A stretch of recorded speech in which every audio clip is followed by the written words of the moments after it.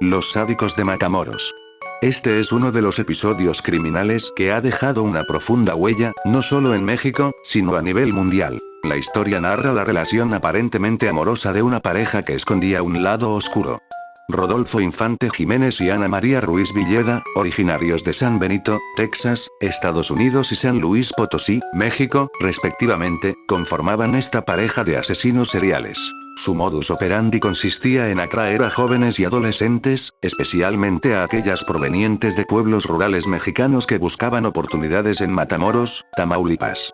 Bajo la fachada de ofrecer empleo y un futuro prometedor como empleadas domésticas, los sádicos engañaban a sus víctimas, capturándolas en su hogar para posteriormente torturarlas y quitarles la vida. Las víctimas, mayormente mujeres de entre 14 y 20 años, encontraban un trágico destino a manos de esta pareja criminal. El terror se apoderó de la ciudad de Matamoros, donde los sádicos dejaron un rastro de al menos 8 vidas perdidas. En octubre de 1991, las autoridades mexicanas detuvieron a Rodolfo y Ana, siendo condenados a 40 años de prisión, según informa el portal Infobe. En el momento de su arresto, Rodolfo contaba con 28 años y Ana con 20. A pesar de que los crímenes tuvieron lugar en la década de 1990, el caso sigue resonando en la memoria colectiva.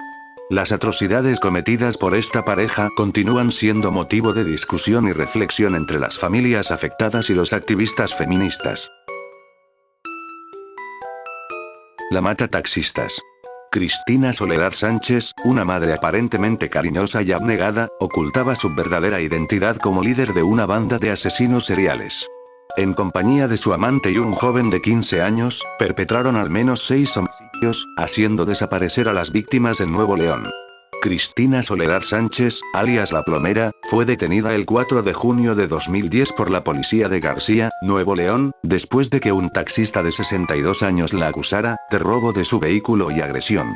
En ese instante, el conductor no era consciente de que estuvo a punto de ser asesinado, una suerte que no corrieron al menos otros 6 hombres, siendo 5 de ellos también taxistas. En febrero de 2010, empezaron a surgir informes sobre la desaparición de varios taxistas en la región. Inicialmente, nadie sospechó de una conexión entre los casos, pero todos los eventos tenían un punto en común: el pozo de la muerte.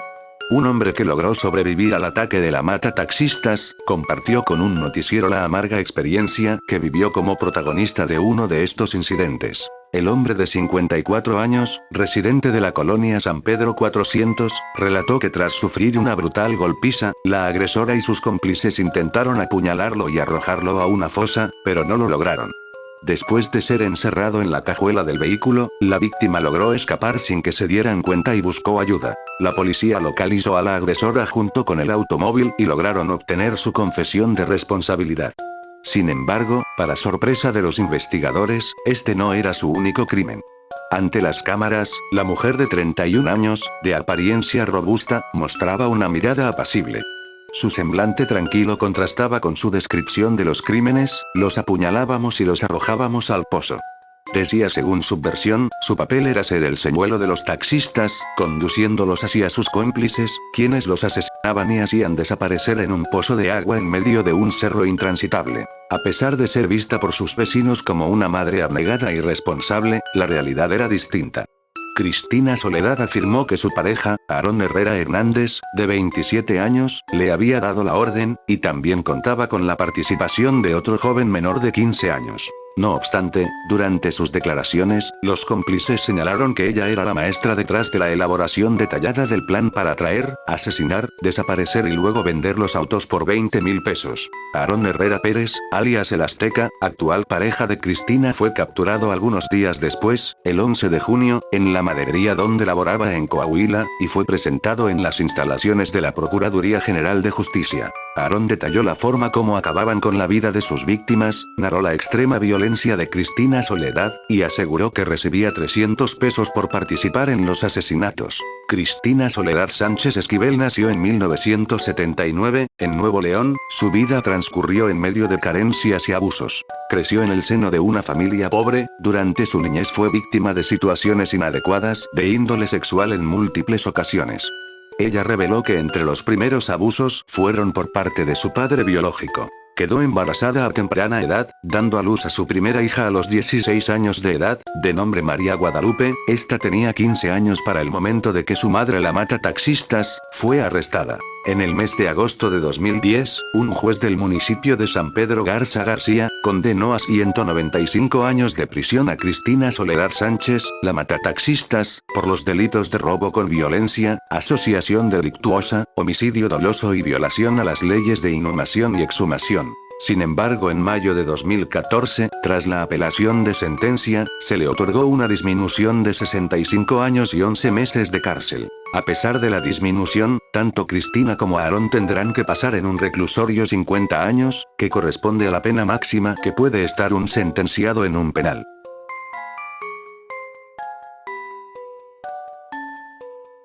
La madrina. Asesina serial que acababa con vidas junto a su hijo.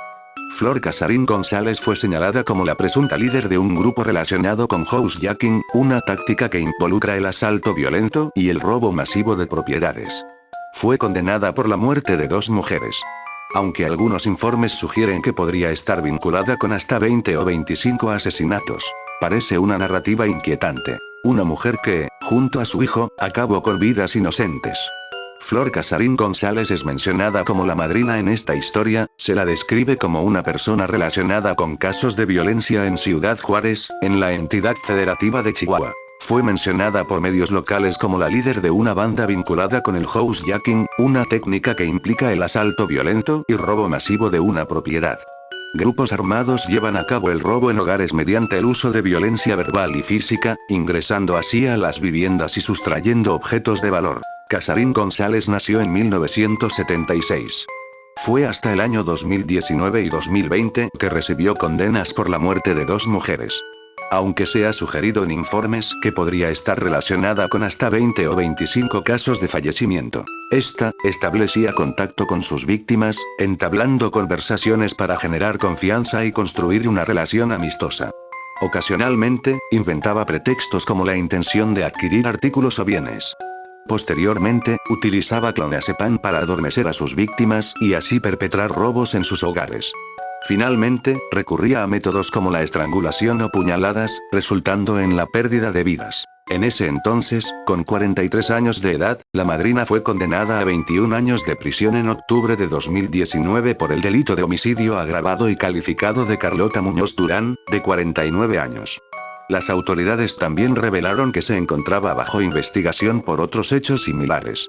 Después de recopilar todas las pruebas, los agentes de la Unidad de Homicidios de la Fiscalía Especializada en Atención a Mujeres Víctimas del Delito por Razones de Género pudieron confirmar y atribuir la responsabilidad a Flor Casarín González, según la Fiscalía General del Estado de Chihuahua. Según las investigaciones de la Agencia Estatal de Investigación, el 11 de julio de 2016, durante el lapso de las 8 a las 14 horas, la madrina, acompañada de su hijo y otra persona, estuvo involucrada en el fallecimiento de Carlota Muñoz Durán, dentro de su propia residencia. El cuerpo de la víctima fue encontrado a las 11 horas del 14 de julio en una propiedad ubicada entre las calles Desierto de Catar Norte y Dunas de Atacama, en el fraccionamiento Parajes de Oriente.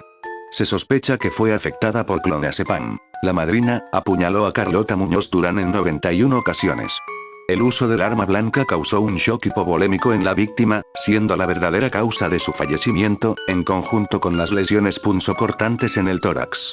Según el cronotanato diagnóstico, se determinó que Muñoz Durán tenía entre 3 y 4 días de haber fallecido al momento de la necrocirugía, según información proporcionada por la fiscalía. Después de cometer el homicidio, la madrina y sus cómplices robaron un automóvil y otros objetos de valor de Muñoz Durán. Supuestamente intentaron vender el vehículo en el estacionamiento de una tienda ubicada en la avenida Genequén. En agosto de 2018, poco más de un año antes de ser sentenciada, la madrina fue vinculada a proceso por el homicidio.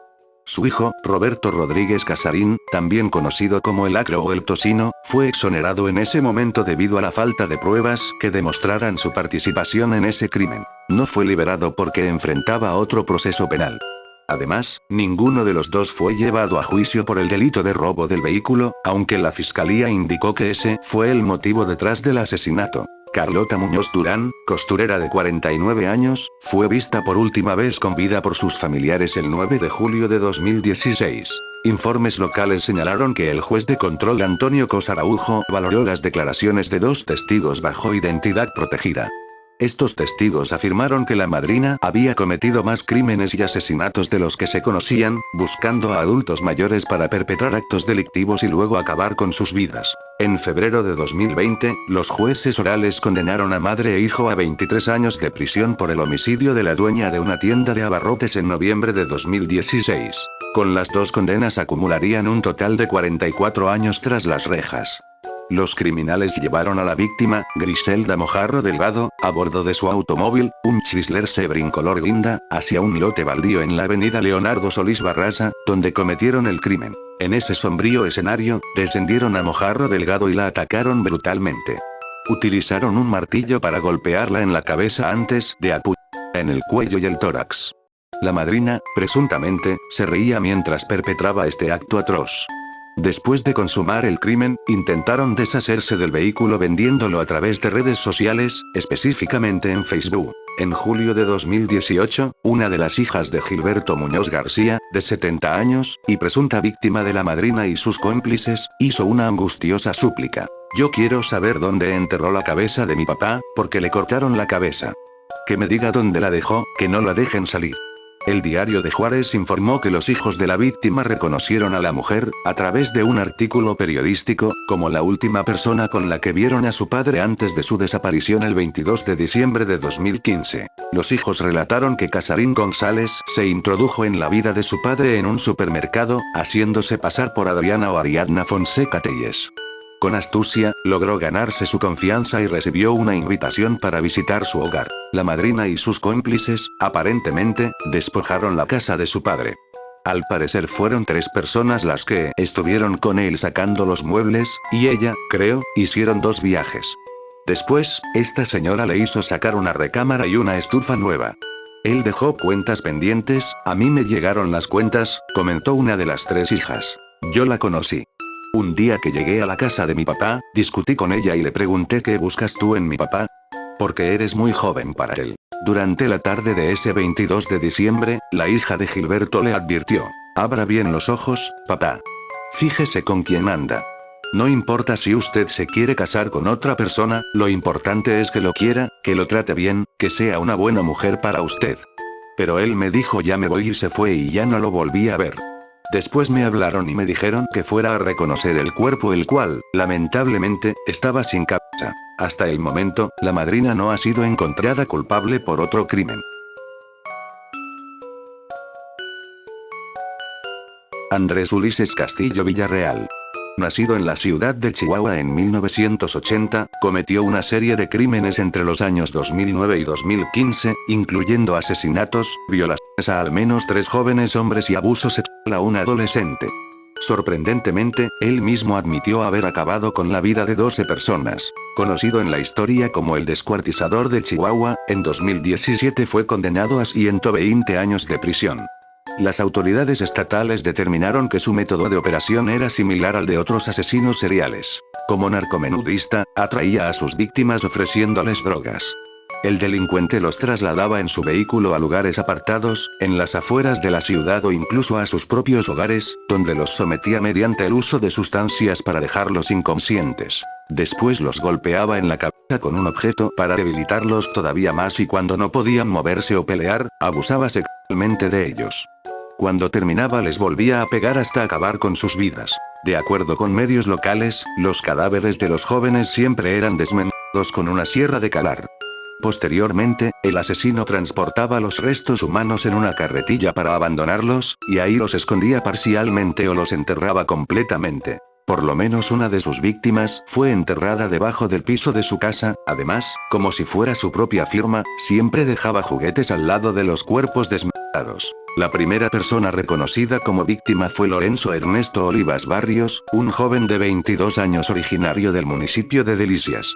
Según la Fiscalía General del Estado de aquel momento, Olivas Barrios se había trasladado a la capital unos meses antes con el propósito de emplearse en una empresa alimentaria. Vivía con familiares en la colonia Vista Hermosa cuando desapareció el 13 de noviembre del 2015. Le dijo a un pariente que iba a salir a la calle para comprar comida para cenar, pero nunca regresó. El 16 de noviembre, 3 días después, se denunció su desaparición. Una jornada más tarde recibirían noticias sobre su paradero. Las autoridades localizaron el cuerpo sin vida de Olivas Barrios en la colonia Desarrollo Urbano. Vecinos de la zona reportaron el avistamiento. Los restos se distribuyeron en distintas áreas. Inicialmente, los brazos y las piernas se encontraron en una vivienda deshabitada. Posteriormente, en las intersecciones de las calles 11 y Álamos, se identificaron el torso y la cabeza colocados dentro de un árbol, con una parte de un triciclo sobre los restos. Pruebas de ADN confirmaron su identidad. Las autoridades revelaron que la noche del 13 de noviembre, la víctima fue a un bar llamado California y ubicado en el cruce de la avenida Nueva España y Francisco Almada, donde conoció a Castillo Villarreal. Se fueron juntos a su casa en la calle Novena, donde después de consumir sustancias estimulantes, el agresor golpeó, cometió agresión sexual y le causó la muerte a la víctima.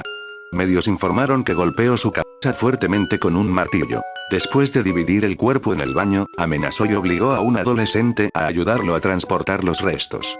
Después de deshacerse del cuerpo regresaron al domicilio, donde limpiaron y pintaron las paredes llenas de sangre. El descuartizador de Chihuahua también abusó del adolescente. El 13 de diciembre de ese mismo año, se descubrieron más restos de otro hombre cerca de la ubicación donde se había encontrado a Olivas Barrios. A este cuerpo solo le habían retirado las piernas hasta las rodillas, que estaban envueltas en una cobija. Las demás partes se encontraban en el tronco del árbol y el cráneo estaba dañado. Sin embargo, se notaron heridas de bala provenientes de un arma de fuego calibre 22 en esta víctima. Además, otra parte del mismo triciclo también fue dejada en ese lugar. Las semejanzas entre ambos descubrimientos alertaron a las autoridades de que posiblemente se trataba del mismo perpetrador. La segunda víctima fue identificada como Daniel Alfonso Rodríguez Morales, de 22 años, también conocido como el Troya. Residía en la colonia Desarrollo Urbano y fue visto por última vez el mismo día en que se encontraron sus restos. Después de su primer crimen, el descuartizador se trasladó a la casa de un amigo en la calle Álamos, en Desarrollo Urbano, donde acosaba con frecuencia al adolescente que lo había ayudado previamente a transportar el cuerpo y a limpiar las paredes. El 13 de diciembre, lo obligó a mudarse con él. En una ocasión, Andrés Ulises Castillo Villarreal invitó a Daniel Alfonso Rodríguez Morales, quien vivía en la misma colonia, a la casa de un conocido. Allí, le ofreció sustancias mientras estaban en compañía del anfitrión y del adolescente, para luego golpearlo en la cabeza con una piedra y causar su fallecimiento. Después, el descuartizador amenazó a los dos testigos, instándolos a ayudarle a deshacerse del cuerpo, según informó la opción de Chihuahua. Fernando Vallés fue la última víctima confirmada de Castillo Villarreal. Desapareció el mismo día que Rodríguez Morales fue asesinado y encontrado.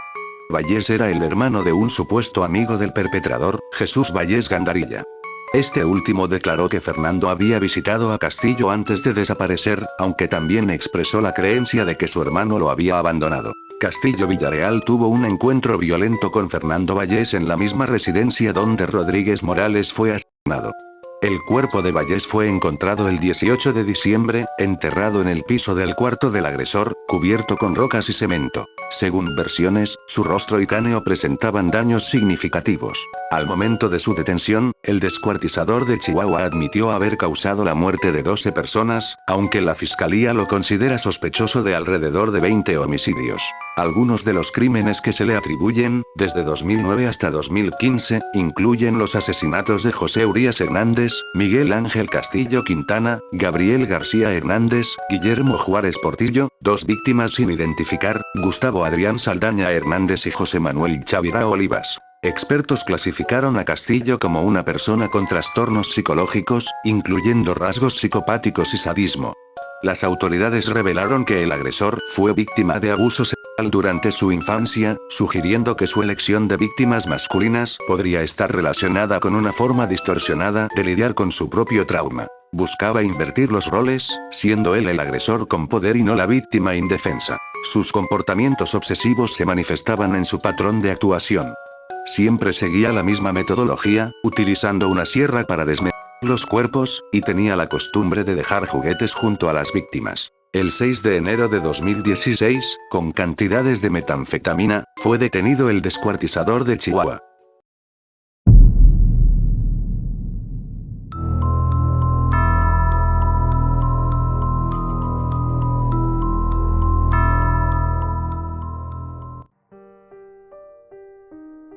Coqueto. Condenado a 240 años de prisión, es un abusador y asesino serial. Cometió sus crímenes contra 8 víctimas, siendo una de ellas la única que sobrevivió y proporcionó detalles cruciales que llevaron a su identificación y captura. César Armando Librado Legorreta, apodado El Coqueto, es conocido por su perturbadora conducta hacia mujeres en el Estado de México. Actualmente, está cumpliendo una sentencia de 240 años en el penal de Barrientos, donde pasará el resto de su vida postrado en una silla de ruedas. Hace algunos años, fue condenado por el abuso de 8 mujeres y el asesinato de 7 de ellas. Su carrera delictiva inició el 21 de junio de 2010, cuando El Coqueto abusó de su primera víctima, una mujer de 25 años, dentro de un microbús de la Ruta 2, por los rumbos del Centro Comercial Mundo, en el municipio de Tlalnepantla, Estado de México. Aunque pensó que le había quitado la vida, no fue así y fue pieza fundamental para que policías ministeriales lo identificaran y detuvieran, gracias a los datos que aportó de él. El sanguinario delincuente representó una verdadera amenaza para las mujeres que viajaban en unidades del servicio colectivo, ya que trabajaba como chofer de la Ruta 02, que corre del metro Chapultepec a Valle Dorado. Su modus operandi consistía en que simulaba una descompostura en la unidad, bajaba a todos los pasajeros, excepto a una joven seleccionada al azar.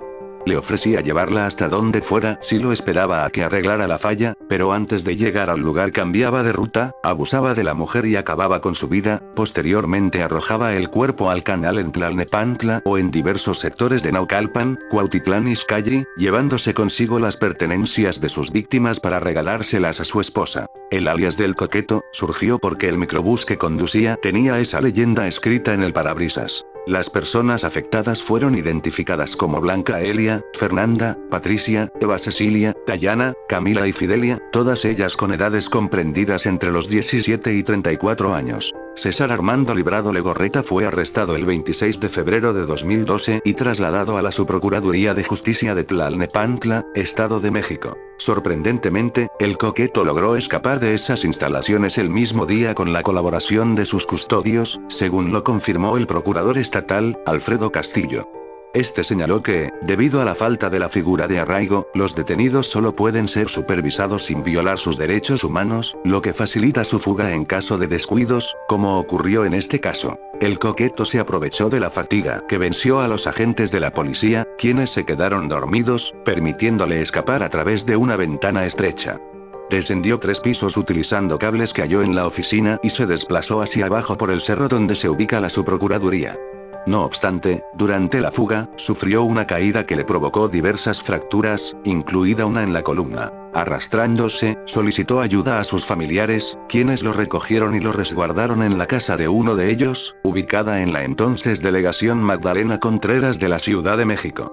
Sin embargo, transcurrieron más de 24 horas antes de que se hiciera público que el individuo acusado de feminicidio había logrado evadirse. Debido a las lesiones que sufría, al no haber recibido atención médica, El Coqueto se encontraba incapacitado para caminar.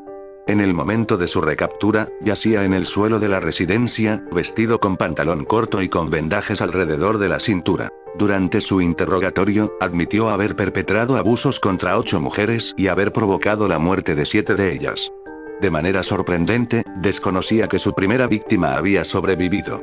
Afirmaba con seguridad: "No lo creo, a todas las sometí con la llave china, precisamente para evitar que me denunciaran", dijo El Coqueto. No obstante, cuando esta mujer lo vio sin temor a equivocarse, lo identificó de inmediato. "Ese maldito rostro nunca lo voy a olvidar. Desde el día en que me atacó, siempre estuvo en mi mente. Fue una pesadilla en mi vida", le gritaba la mujer a El Coqueto. El celular de la última mujer que fue víctima de abuso y perdió la vida a manos del Coqueto tenía en su pantalla la foto de la víctima. Cuando su esposa, América, encontró en la calle carteles con la fotografía de la mujer, donde se informaba que estaba desaparecida y sus familiares solicitaban la colaboración de la ciudadanía para buscarla y encontrarla, surgió en América un mal presentimiento.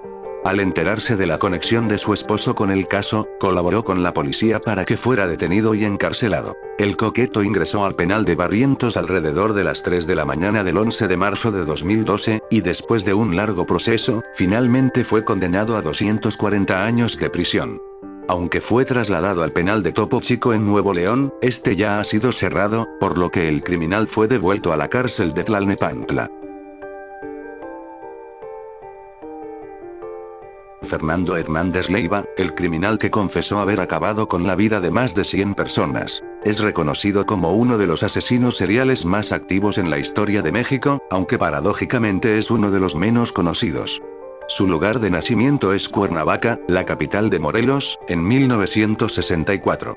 Sin embargo, hasta el momento, los detalles de su vida permanecen envueltos en el misterio, lo que añade un elemento enigmático a su figura. En 1986, a la temprana edad de 22 años, fue condenado por 33 cargos de homicidio cometidos en 5 entidades federativas de México. Este criminal destacaba por ser motivado por el interés, mostrándose como una figura organizada, hedonista y nómada. Las condiciones exactas de su infancia, el entorno en el que creció y los motivos que lo llevaron a cometer estos actos aún son desconocidos. A pesar de ello, él mismo confesó haber causado la muerte a aproximadamente 100 personas. Algunos informes sugieren que el número atribuido de presuntos asesinatos asciende a 137 casos. Durante un período de 13 años fue arrestado en 2 ocasiones, y en ambas logró escapar de su celda. La primera lo logró cavando un túnel en una pared. En su última detención en 1999, Fernando Hernández Leiva no mostró intenciones de escapar. En un intento de acabar con su vida dentro de la prisión, trató de quitarse la vida en ahorcamiento, pero no tuvo éxito, ya que según distintas versiones, su peso ocasionó que la cuerda se rompiera en la caída, resultando en heridas menores. Dentro de la cárcel, una evaluación psicológica reveló que el asesino serial tenía una personalidad psicopática y que perpetraba los asesinatos porque le proporcionaba disfrute y satisfacción. La prensa lo apodó como Pancho López. Aunque el video de la transmisión no está disponible en internet, informes indican que el asesino serial se presentó ante las cámaras de televisión, donde confesó haber acabado con la vida de más de 100 personas y haber secuestrado a 6. Los informes de diferentes medios discrepan en cuanto a la cantidad de estados de México en los que cometió sus crímenes. Algunos mencionan 4, mientras que otros señalan 5. Cuando le preguntaron por qué lo hizo, respondió que había acabado con la vida de todos porque no sabía hacer otra cosa. Durante su juicio, fue acusado, junto con otros 3 presuntos cómplices, de varios cargos que incluían robo y secuestro, además de los 137 homicidios que finalmente se le atribuyeron. Según las autoridades mexicanas, los crímenes se llevaron a cabo a lo largo de varios años en las entidades federativas de Michoacán, Guanajuato, Jalisco, Colima y Morelos. Poco después de iniciar su proceso judicial, Pancho López se retractó de sus declaraciones, afirmando que los guardias y detectives lo habían golpeado para forzar su confesión. También alegó que lo amenazaron con abusar de su esposa si no admitía ser culpable de todos los crímenes. A pesar de retractarse de sus declaraciones, sí reconoció haber causado la muerte a un policía y haber secuestrado a un periodista. La administración de ese entonces no comentó sobre el testimonio. Fernando Hernández Leiva fue trasladado a un reclusorio en Morelos, su estado natal, esposado y con un chaleco antibalas. Esto generó manifestaciones y protestas, con ciudadanos que buscaban impartir justicia por sus propias manos. Numerosas patrullas policiales resguardaron al custodio mientras decenas de familiares de las víctimas clamaban por justicia. El caso generó divisiones entre los ciudadanos de Cuernavaca y de todo el país en torno a la pena de muerte, la cual está prohibida en México hasta el día de hoy. Como había logrado escapar en 2 ocasiones, los guardias lo colocaron en un módulo de máxima seguridad y con varios guardias vigilándolo. Si cumple su sentencia completa en prisión, sería liberado en el año 2049, cuando tenga 84 años de edad. Actualmente, se encuentra recluido en el Centro Federal de Readaptación Social número 1, el Altiplano, también conocido como Almoloya, que es la cárcel de máxima seguridad en México. Jack el Destripador.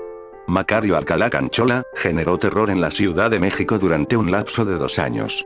En su período de violencia, que abarcó de 1960 a 1962, acabó con la vida, según cifras oficiales, de 2 trabajadoras sexuales.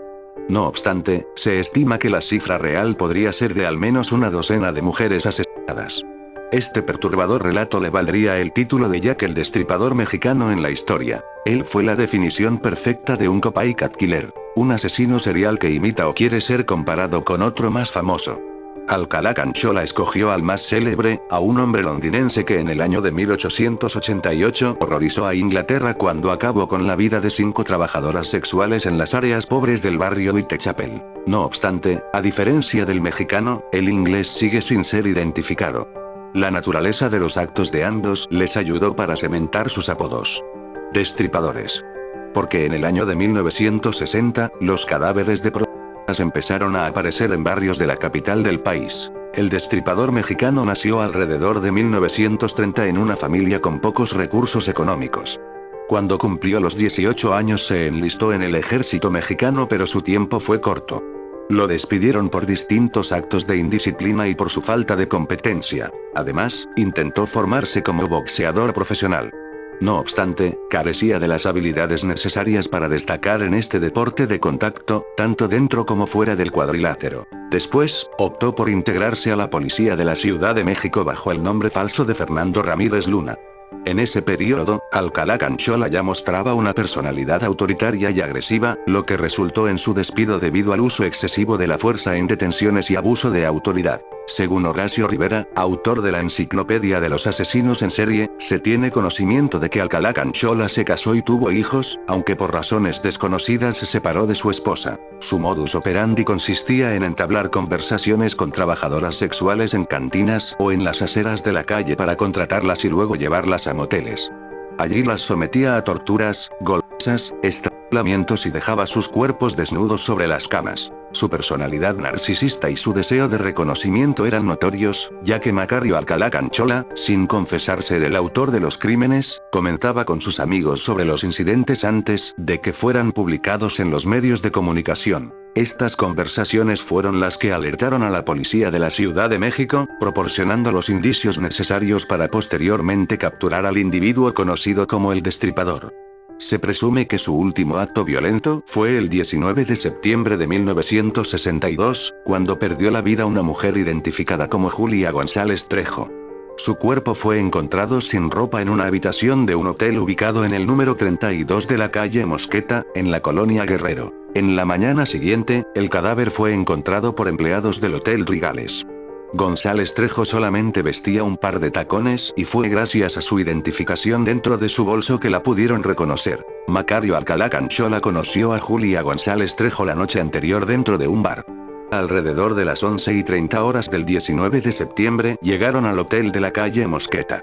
El asesino se registraría con el nombre falso de Fernando García. Después de tener relaciones sexuales, ya que el destripador mexicano se rehusó a pagar por el encuentro y el servicio y estranguló a la víctima. Tras el hallazgo de González Tejadas, la policía de la Ciudad de México interrogó a sus compañeras y compañeros del cabaret y a los empleados del motel Rigales, con lo cual pudieron realizar un retrato hablado de Alcalá Canchola. Fue arrestado días después. El criminal admitió haber causado la muerte de Julia González Trejo, pero negó su responsabilidad en los demás crímenes que se le atribuían. No obstante, durante el interrogatorio, el destripador reveló detalles sobre los crímenes que solo la policía conocía, sin que estos se hubieran divulgado en los medios de comunicación. Fue condenado a 60 años de prisión por acabar con la vida de 2 mujeres, la pena máxima en ese momento en la capital del país. Según el autor de la Enciclopedia de los Asesinos en Serie, Alcalá Canchola es sospechoso de estar involucrado en al menos otros 11 crímenes hacia mujeres en la ciudad. Los huipas. Son los asesinos seriales indígenas que sacudieron a México. 4 primos que mantenían relaciones sentimentales desataron una carnicería en venganza por la discriminación de la que fueron objeto. Mutilaban las partes privadas de sus víctimas y las colgaban en su casa. Los huipas, un grupo de 4 hombres primos, llevaron a cabo una serie de asesinatos presuntamente como respuesta al rechazo que experimentaron por parte de la sociedad debido a sus preferencias sexuales. Este cuarteto de asesinos seriales pertenecía al grupo étnico mayo, conocido como Yoremés, mayormente ubicado en las regiones sur y norte de Sinaloa, Sonora y Durango. Los 4 hombres que integraban los huipas eran Eusebio Yocupicio Soto, Adelaído Huipas Quijano, Leonardo Yocupicio Huipas y Basilio Humo Valenzuela. Además de ser primos de primer y segundo grado, mantenían relaciones sentimentales entre ellos. Los 4 primos sostenían una relación incestuosa durante un período prolongado, lo cual fue una de las razones por las que su comunidad los rechazaba, discriminaba e incluso se burlaba de ellos. Los huipas enfrentaron la marginación de su comunidad, lo que cultivó gradualmente su resentimiento.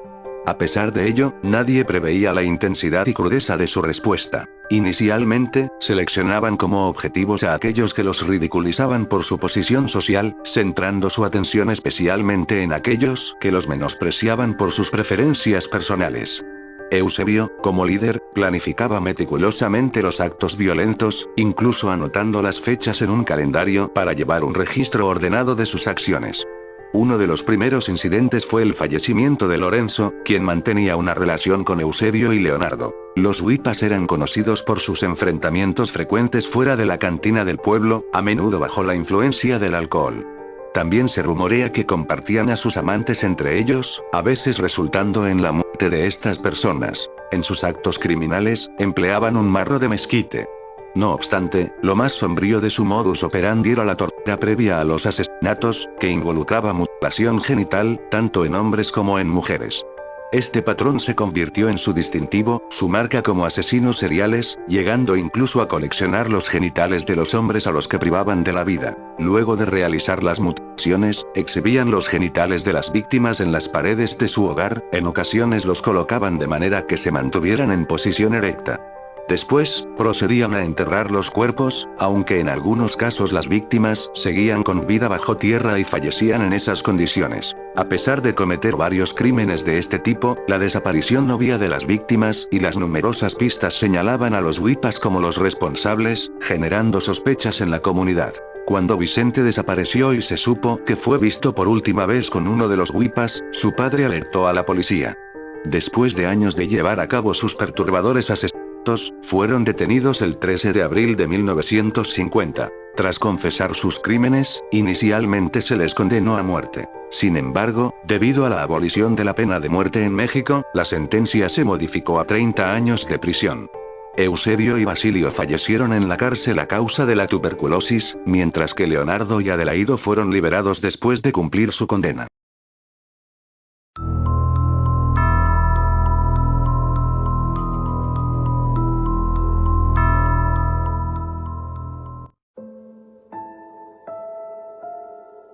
Agustín Salas del Valle. Nació en 1964 en la Ciudad de México, es conocido por ser un supuesto asesino en serie vinculado a más de 20 muertes de mujeres en la Ciudad de México entre 1989 y 1993. Este misterioso individuo, mediáticamente apodado el estrangulador de mujeres, y el mata-meretrices, se convirtió en una figura aterradora durante ese periodo. Su modus operandi era siniestro y escalofriante. Salas del Valle seleccionaba a sus víctimas, principalmente sexoservidoras, interceptándolas en las calles y conduciéndolas a hoteles de la zona centro. Una vez dentro de la habitación, la violencia se desataba. Golpeaba brutalmente a las mujeres, abusaba de ellas y finalmente las estrangulaba con objetos improvisados que encontraba en la habitación. Prendas propias, cordones de cortinas, cables de electrodomésticos, entre otros. Los cuerpos semidesnudos eran abandonados en la habitación, a menudo cubiertos con colchas y ocultos bajo la cama, creando una escena aterradora. Los crímenes comenzaron en 1989 y continuaron hasta 1993, tejiendo una trama de horror en la ciudad. Aunque Salas del Valle fue arrestado en conexión con el homicidio de una sexoservidora en 1993, la mayoría de los crímenes, 27 de los 30 atribuidos, quedaron sin resolver, convirtiéndose en archivos muertos para la policía. El pavor no solo residía en la brutalidad de los crímenes, sino también en la forma en que Salas dejaba mensajes escalofriantes.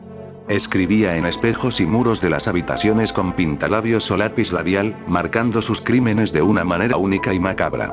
Esto agregaba un elemento de terror psicológico a sus actos atroces. El caso tomó un giro aún más oscuro cuando se reveló que antes de la detención de Salas, varios sospechosos fueron arrestados, incluyendo a individuos como Jaime Mesa Roque, José Luis Ornelas Angulo, y José Enrique Martínez Morales. Sin embargo, ninguno de ellos pudo ser vinculado de manera concluyente con los crímenes. Salas fue finalmente arrestado en 1993 después de un homicidio particularmente espeluznante, donde una sexoservidora fue brutalmente golpeada, apuñalada, abusada y estrangulada con una corbata que se demostró pertenecía al criminal. Tras su detención, los crímenes cesaron, y Salas fue condenado a 50 años de prisión por ese crimen específico, poniendo fin a la ola de terror que había sembrado en la Ciudad de México. Su historia sigue siendo un capítulo oscuro en la crónica de los asesinos seriales en México, dejando preguntas sin respuesta y un legado de horror. Cristian Omar Jacinto Casio, de 43 años, era un aficionado a las motocicletas de alta cilindrada y también un asesino serial. Cometió crímenes en Estados Unidos y México, centrándose en mujeres con las que se mudaba recientemente. La Fiscalía General de Justicia del Estado de México informó que su primer crimen ocurrió en febrero de 2017 en San Bernardino, California. Se presume que acabó con la vida de su ex esposa, con quien vivía y tenía 2 hijos, disparándole más de 10 veces debido a su deseo de poner fin a la relación. Además, se descubrieron vídeos en su celular con otras víctimas no identificadas. Después de huyó de Estados Unidos, Cristian Omar regresó a la Ciudad de México y se refugió en casa de su madre.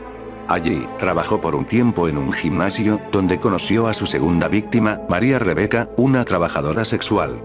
En noviembre de 2017, la estranguló, a pesar de haberle prometido que la sacaría de su trabajo. Después de cometer estos crímenes, Cristian Omar se trasladó al Estado de México, donde conoció a Azucena, una joven de 20 años que también fue apuñalada el 30 de agosto de 2018 en su propia casa. A pesar de presumir su relación con él en las redes sociales, Azucena fue víctima de su violencia. La madre de Azucena presenció el escape de Omar en una motocicleta de la escena del crimen. En ese momento, la Fiscalía del Estado de México ya lo tenía identificado y ofrecía una recompensa de 300,000 pesos, que equivale a 15,000 dólares, por cualquier información que llevara a su captura. Fue entonces cuando las autoridades encontraron una pista en Mazatlán. Cristian Omar había subido un video en las redes sociales donde aparecía con unos niños, dando vueltas en su Harley Davidson. Una vez ubicado por las autoridades, la detención se llevó a cabo por el equipo especial de mandamientos judiciales y el equipo de investigación de la activista Frida Guerrera. Estos equipos llevaron a los agentes a Mazatlán y dieron cumplimiento a la orden de aprehensión. Sin embargo, al poco tiempo descubrieron que ya se había instalado en Mazatlán. Su cuerpo fue encontrado colgado encima de una lavadora. Incluso se supo que Omar estuvo ahí viviendo con el cadáver por varios días. Un video de los policías mostró la escena, con moscas revoloteando alrededor de la mujer identificada como Marisa. Cristian Omar aseguró durante un interrogatorio que disfrutaba ver cómo sus víctimas lloraban antes de quitarles la vida. Fue ingresado al penal Mesa Gordo, donde cumplirá una sentencia de 55 años. Asesino del ferrocarril. Se le acusó de 8 asesinatos en 3 estados de Estados Unidos, pero algunos criminalistas sospechan que también estuvo detrás de por lo menos 187 asesinatos de mujeres en Ciudad Juárez. Christopher Mayer, un estudiante de la Universidad de Kentucky, paseaba con su novia cerca de las vías férreas cuando un vagabundo se les acercó portando un objeto puntiagudo, cuya naturaleza no lograron distinguir claramente, ya que podría haber sido un desatornillador o un picahielos. El desconocido, con evidentes rasgos latinos y un inglés casi perfecto, hizo caso omiso de las súplicas de los jóvenes para que tomaran el dinero y simplemente continuara su camino. En lugar de eso, al percatarse de que los adolescentes deseaban evitar cualquier confrontación, aprovechó su desconcierto y los instó a recostarse boca abajo, atándolos de pies y manos. Holly Dunn Pendleton, sin poder moverse, observó cómo el extraño dejaba caer una roca pesada sobre la cabeza de su novio. También sintió cuando, momentos después, se acercó y se colocó sobre su espalda. Ya se fue. No te preocupes por él, fueron las escasas palabras que pudo recordar de ese episodio. Incluso le resultó difícil después recordar si sintió algo cuando la apuñalaron en el cuello con el objeto afilado, o cuando la maltrataron hasta dejarla inconsciente. Holly Dunn es oficialmente la única sobreviviente conocida de Ángel Maturino Reséndiz, también conocido como Rafael Reséndez Ramírez.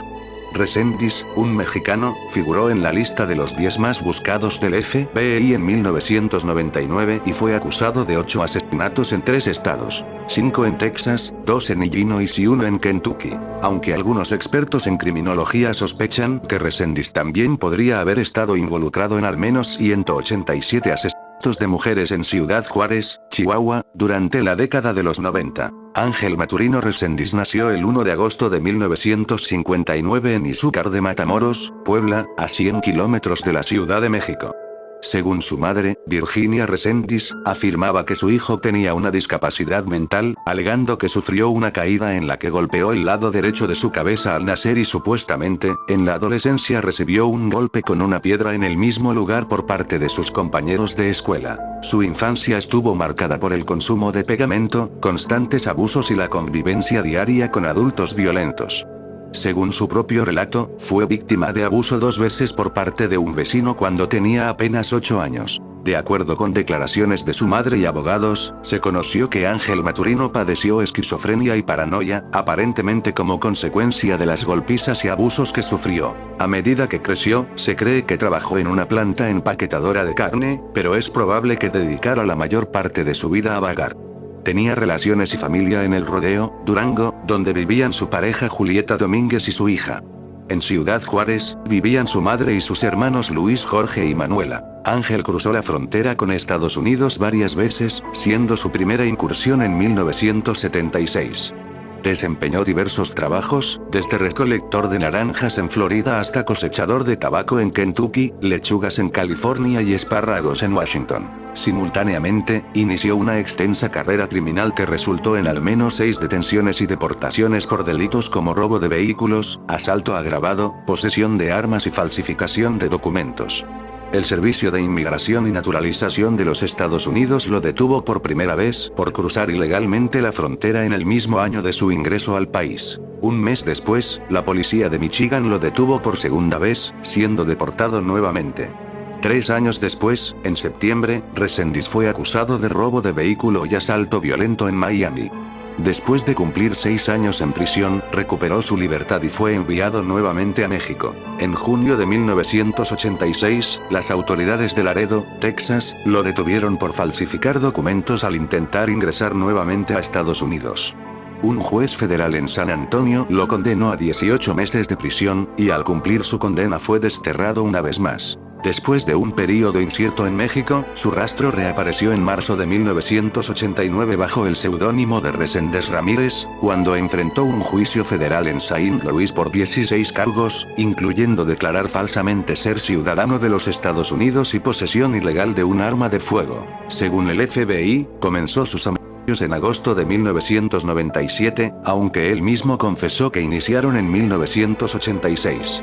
Su primera víctima confesa fue una indigente a la que disparó 4 veces con un revólver calibre 38. El cadáver fue encontrado en una granja abandonada, y Reséndiz justificó el criminal alegando que la mujer le faltó el respeto. En julio de 1991, Mitchell White, de 33 años, fue asesinado en Lexington, Kentucky, por Reséndiz, quien confesó el crimen y proporcionó un mapa del lugar. Alegó que mató a White por motivos relacionados con su orientación sexual. La policía confirmó su participación en el asesinato con un ladrillo de concreto. El 4 de octubre de 1998, Reséndiz irrumpió en la casa de Leafie Mason, de 81 años, en Hughes Springs, Texas, y le quitó la vida con una plancha de hierro.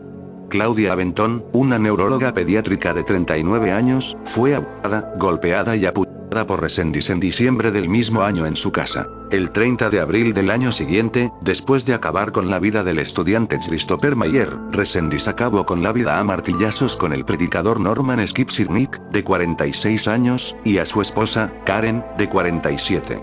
En junio, la víctima fue Josephine Convica, de 73 años. Posteriormente, disparó a Jorge Morber, de 80 años, y golpeó hasta la muerte a su hija Caroline Frederick, de 52 años, en Gorham, Illinois.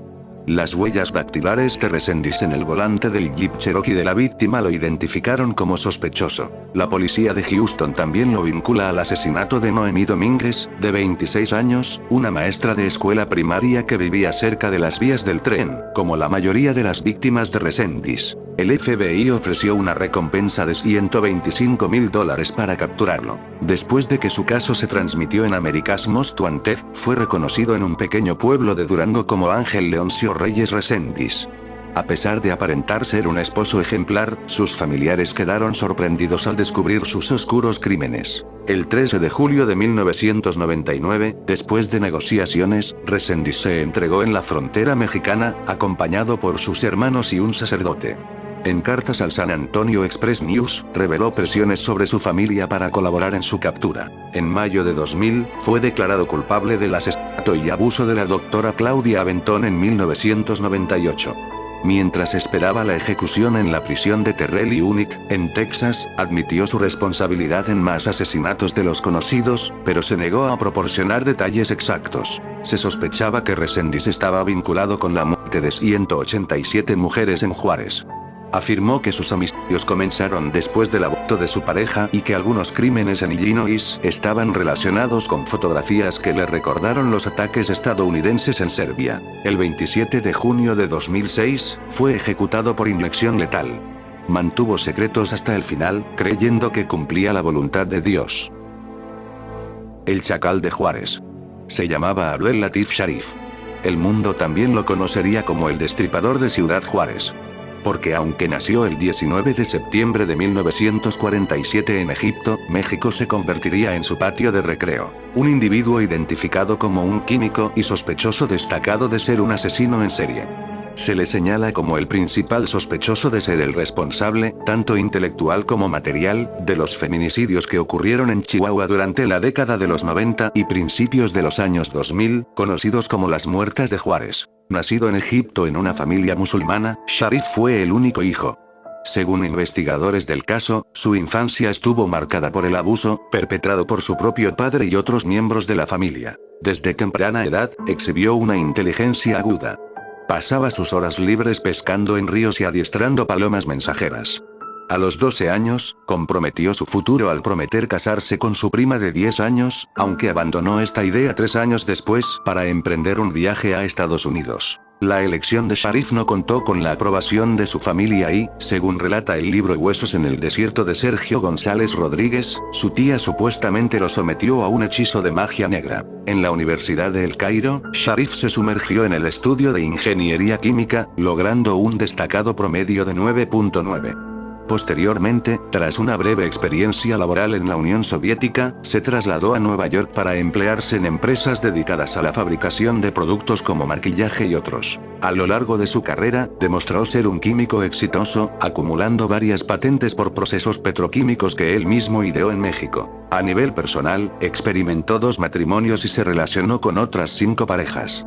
Las mujeres desempeñaron un papel significativo durante sus 21 años en Estados Unidos. En 1970, Sharif emigró a Nueva York.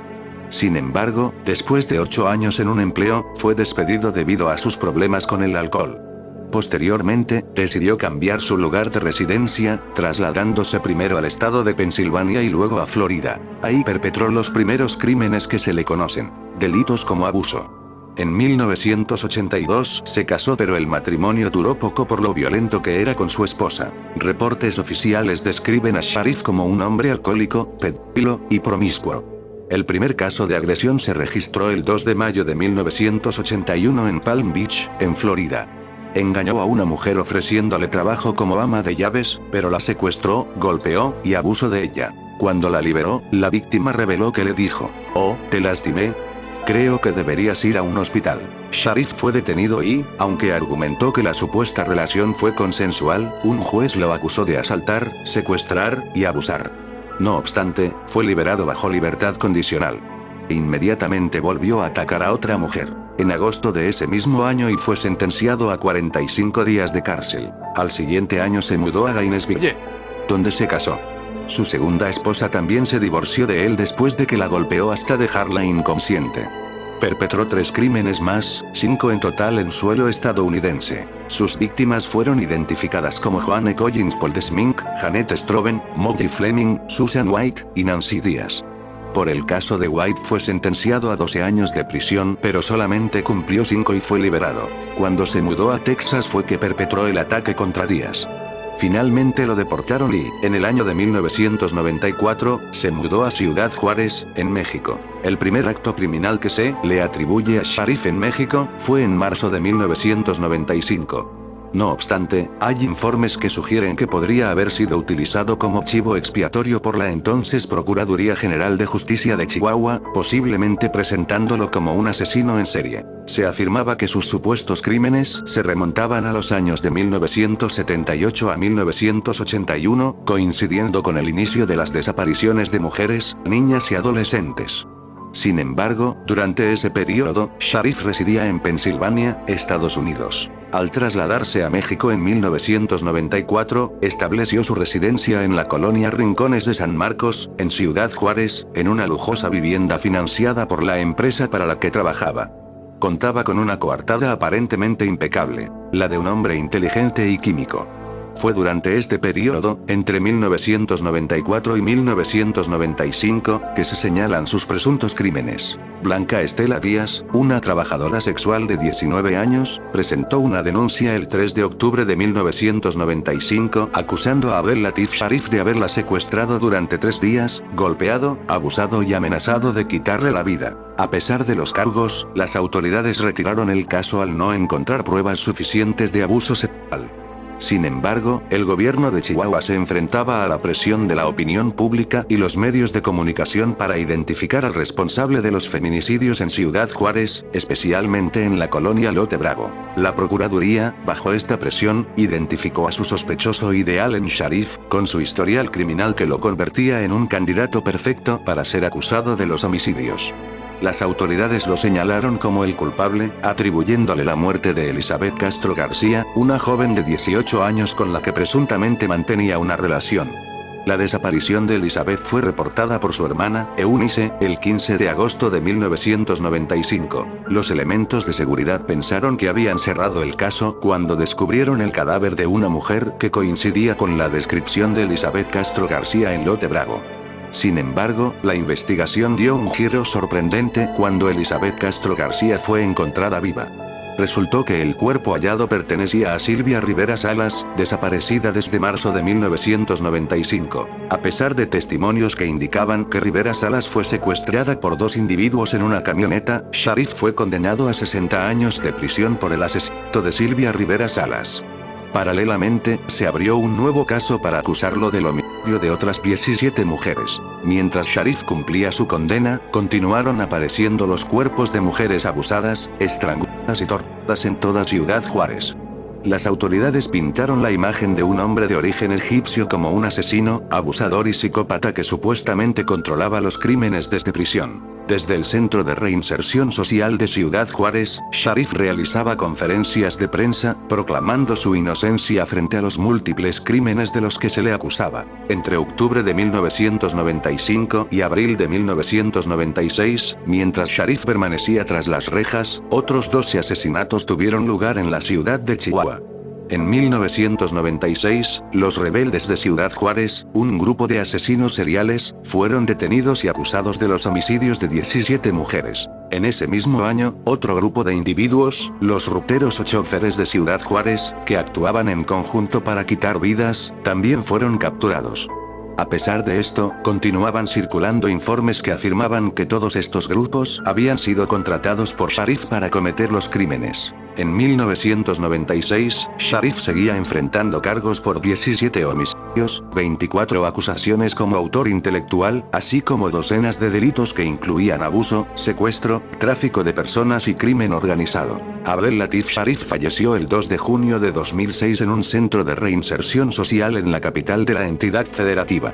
Las autoridades informaron que la causa de su muerte fue un paro cardíaco y un choque hipovolémico provocado por una hemorragia crónica debido a una úlcera péptica. Desde el año 2003, le habían diagnosticado cirrosis hepática, seguido de hepatitis C y hepatitis alcohólica. Fue sepultado en México, ya que no se logró localizar a ningún familiar para repatriar su cadáver.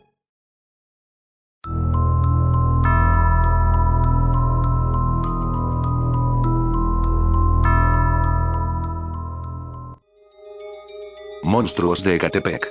En un domicilio de Ecatepec, en el Estado de México, vivían Juan Carlos y Patricia, la pareja de asesinos seriales conocidos como los monstruos de Ecatepec. Juan Carlos confesó haber acabado con la vida de al menos 20 mujeres, aunque la cifra exacta sigue siendo desconocida y se sospecha que podría ser aún mayor. En abril de 2019, recibieron una primera condena de 15 años de prisión cada uno por ocultamiento de restos humanos para encubrir un crimen. Estos asesinatos conmocionaron a la opinión pública y fueron calificados como inauditos por el titular de la Fiscalía General de Justicia del Estado de México, Alejandro Jaime Gómez Sánchez. La pareja guardaba restos humanos en el refrigerador y en cubos de cemento, vendiendo algunas partes de los cuerpos y pertenencias de las víctimas. Fueron detenidos en octubre de 2019 cuando transportaban restos humanos en la carriola de un bebé. Juan Carlos y Patricia fueron condenados a prisión vitalicia el 18 de febrero de 2021 por el homicidio de una menor de 13 años en abril de 2012. Esta condena se suma a otras 9 por feminicidio con penas que varían desde 40 años hasta prisión vitalicia. La pareja atraía a sus víctimas ofreciéndoles mercancía en su domicilio y luego cometían actos violentos con su cuerpo. La historia se desarrolla en la Ciudad de México en 1941, cuando el dueño de una tienda de abarrotes, don Francisco Páez, descubre una obstrucción en la cañería de su local. Al llamar a un plomero y 2 albañiles para solucionar el problema, se encuentran con un macabro hallazgo: un tapón de carne putrefacta, gasas y algodones ensangrentados, que envuelve incluso el canto de un niño. La responsable de estos horrendos crímenes es Felicitas Sánchez Aguillón, conocida como la ogresa de la colonia Roma y la trituradora de angelitos. Originaria de Veracruz, Felicitas llevaba a cabo un negocio despiadado. Vendía niños, practicaba actos y cometía asesinatos atroces. La historia revela la perturbadora vida de Felicitas desde su infancia desdichada hasta convertirse en una criminal despiadada. Después de casarse y tener gemelas, vendió a sus propias hijas, lo que desencadenó la separación de su esposo. En Ciudad de México, continuó con sus crímenes, utilizando su departamento como lugar de operaciones y extendiendo sus actividades a una tienda llamada La Quebrada. A través de métodos horribles, Felicitas causó la muerte de más de 100 niños. La prensa de la época, como el periódico La Prensa, detalló los crímenes con escalofriantes descripciones. La investigación llevada a cabo por el detective José Acosta Suárez reveló su macabra realidad, y Felicitas huyó, pero fue finalmente capturada junto con sus cómplices. En un giro sorprendente, Felicitas Sánchez Aguillón pasó solo 3 meses en prisión a pesar de ser acusada de asesinato y tráfico de niños. Su liberación se atribuyó a la amenaza de Felicitas de revelar los nombres de las mujeres que habían recurrido a ella para abortar, lo que hubiera causado un escándalo mayor. La historia culmina con el suicidio de Felicitas en junio de 1941, apenas 2 meses después de que se descubrieran sus crímenes, dejando tras de sí un oscuro y perturbador capítulo en la historia criminal de la Ciudad de México. Francisco Guerrero Pérez, también conocido como Antonio Prida, fue el primer asesino serial capturado en México. Se le acusó de cometer alrededor de 20 asesinatos de trabajadoras sexuales entre los años 1880 y 1888. Además, Guerrero Pérez también fue responsable de la muerte de una mujer de la tercera edad, aunque se ha informado erróneamente que era trabajadora sexual. Recibió varios apodos, entre ellos el Destripador del Río Consulado, el Destripador Mexicano y el Barbazul Mexicano, pero el más conocido fue el Chalequero. Se vestía, para la época, de manera elegante y extravagante. Portaba un saco y un chaleco de charro y pantalones de cashmere. El homicida, Francisco Guerrero Pérez, era descrito como guapo, elegante, galán y pendenciero. El asesino, Francisco Guerrero Pérez, nació en 1840 en la región del Bajío y falleció en noviembre de 1910 en el Palacio de Lecumberri. El chalequero nació en una familia pobre, siendo el 11º hijo de un matrimonio marcado por los abusos de su madre y la ausencia de su padre. A los 22 años, en 1862, emigró a la Ciudad de México para trabajar como aprendiz de un zapatero, según el primer volumen del Libro Rojo de Gerardo Villa del Ángel. Existen 2 teorías sobre el origen del alias chalequero. Una de ellas sugiere que se debe a la expresión a puro chaleco, indicando que cualquier mujer que le atrajera sería su pareja sexual, quisiera o no. El chalequero veía a las personas como objetos y exhibía características psicopáticas, careciendo de culpa y empatía. Su estilo de vida parasitario y su percepción exagerada de sí mismo contribuían a su autoestima inflada. El chalequero consideraba al sexo femenino como objetos desechables para su placer sexual, mostrando signos de violencia extrema, crueldad y mutilación genital en sus víctimas. Para él, abusar era una forma de demostrar poder y superioridad sobre las mujeres. Aunque la mayoría de sus víctimas eran trabajadoras sexuales, las atacaba no por su oficio, sino por su vulnerabilidad. Adicionalmente, algunos informes sugieren que el chalequero también acababa con la vida de las mujeres porque creía que estaban cometiendo pecados y que su trabajo era inmoral. Según sus creencias, las mujeres debían lealtad absoluta a sus esposos, y consideraba que el adulterio merecía ser castigado con la muerte. El modus operandi del chalequero era consistentemente similar. Se aproximaba a las mujeres bajo el pretexto de solicitar sus servicios sexuales, después las sometía a torturas, les quitaba la vida y arrojaba sus cuerpos al río Consulado, que hoy es una avenida. Sus métodos variaban, ya que a veces las amenazaba y apuñalaba, en otras ocasiones las estrangulaba, degolaba o decapitaba. A pesar de ser manipulador, promiscuo y propenso a ataques de ira, su carisma le facilitaba la perpetración de sus crímenes. En 1888, el chalequero fue detenido por primera vez, arrestado por el detective Francisco Chávez, tras ser denunciado por varios vecinos. Aunque fue inicialmente condenado a muerte en ese mismo año, algunos informes sugieren que el presidente Porfirio Díaz redujo su sentencia a 20 años y, debido a un error burocrático, fue liberado en 1904. 4 años después, Guerrero Pérez volvió a cometer un asesinato, pero en esta ocasión cometió varios errores que condujeron a su captura. Un menor de edad llamado José Inés Rodríguez fue testigo del abuso, tortura y la pérdida de vida de una mujer de la tercera edad. El niño, un pastor, estaba con su ganado cerca del río Consulado cuando escuchó los gritos de la víctima. Otras 2 hermanas, de apellido Solorio, vieron a el chalequero limpiarse la sangre de la cara, el tórax y los brazos con agua del arroyo. Dentro del palacio de Lecumberri, otros reclusos lo describían como una persona callada y tranquila, pero sobre todo preocupada por su apariencia. Según se informa, en una ocasión escribió una carta al director de la cárcel solicitando que su familia le trajera ropa nueva que estuviera a la altura de su educación. Murió antes de recibir una nueva sentencia. Fue encontrado inconsciente en su celda y trasladado al Hospital Juárez, donde finalmente fue declarado muerto en 1910, el mismo año en que se desató la Revolución Mexicana. Hay informes contradictorios sobre la causa de su fallecimiento, algunos mencionan tifoidea, tuberculosis o una contusión y tromboembolia debido a un accidente. Juana Barraza, mejor conocida como la Mataviejitas, es una asesina serial que ha generado conmoción en la Ciudad de México. Su notoriedad radica en el hecho de que se dedicó a asesinar a mujeres ancianas, lo que le valió el sobrenombre. Juana Barraza fue acusada de al menos 17 asesinatos de mujeres de la tercera edad. No obstante, en entrevistas, Barraza sostiene que está en prisión por un error. El 25 de enero de 2006, Barraza, después de preparar el desayuno para sus hijos, salió para ofrecer sus servicios como empleada doméstica. Cerca de las 11 de la mañana, Barraza se encontraba en la calle José Jasso, en la colonia Moctezuma, donde avistó a una mujer mayor llamada Ana María. Esta mujer viuda vivía cerca y compartía su hogar con un joven al que le preparaba el desayuno diariamente. Barraza se acercó y ofreció ayudar a Ana María a llevar sus compras a casa. Una vez dentro del departamento, Juana le habló sobre sus servicios de lavado y planchado. Ana María le ofreció 22 pesos por una docena de ropa, pero Juana consideró la suma insuficiente. Ante esto, Ana María murmuró: "Así son siempre las gatas, quieren ganar demasiado". Juana no respondió, pero tomó un estetoscopio que se encontraba sobre la mesa, se puso detrás de la anciana y utilizando el cordón de caucho rodeó el cuello de Ana María, hasta dejarla sin aire.